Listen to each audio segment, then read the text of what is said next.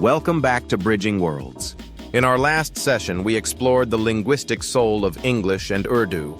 Today, we step into the unfolding story of transformation. Not of words alone, but of how we make sense of them across languages, cultures, and technologies. So sit back. Let's travel through time, from dusty colonial dictionaries to intelligent machines that almost think in two languages. The story begins in the 1800s. Picture this. John Shakespeare, a British officer, bent over ancient manuscripts, compiling one of the first English-Urdu dictionaries. His goal? To help colonial administrators understand the locals.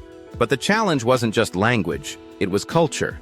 Words like izat or tawazu had no English equivalent. And the rigid Latin script couldn't quite capture the elegance of Nastaliq. So while the dictionary was a breakthrough, it was far from perfect.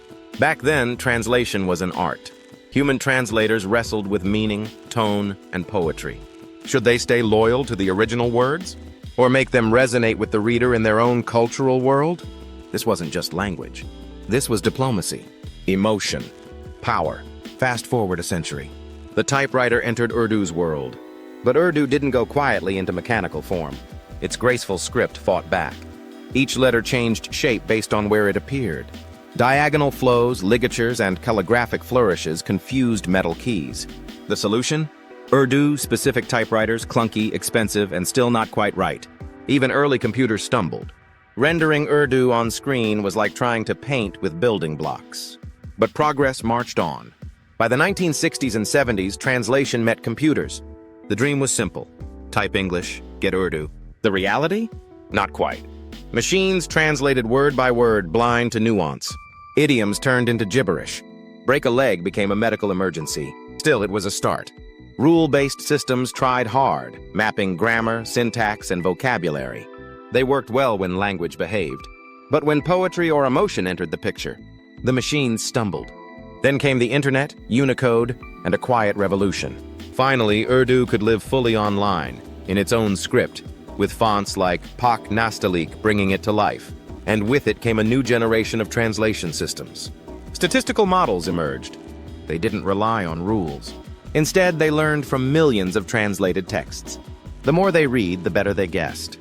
But they still struggled with context, slang, and domain-specific language. The real game changer? Neural networks. Around 2015, computers began to learn like humans do. End-to-end systems understood meaning, not just words. They adapted, learned, even generalized.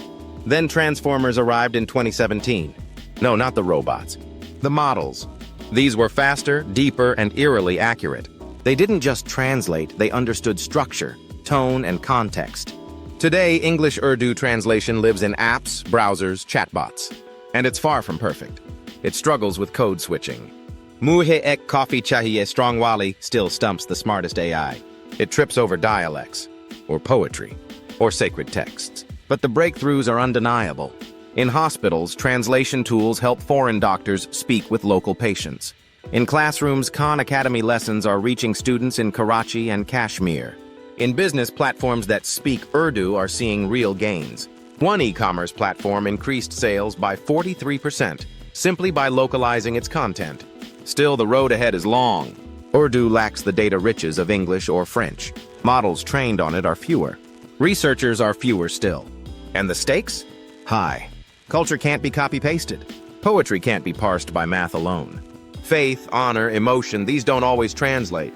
But something amazing is happening. GPT-style models now work across dozens of languages.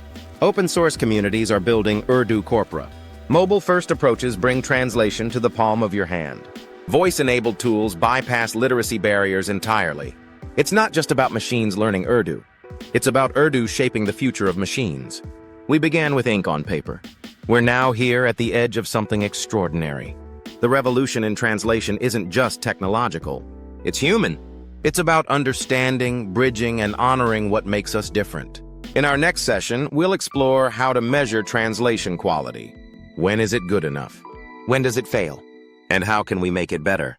Until then, stay curious. Stay connected.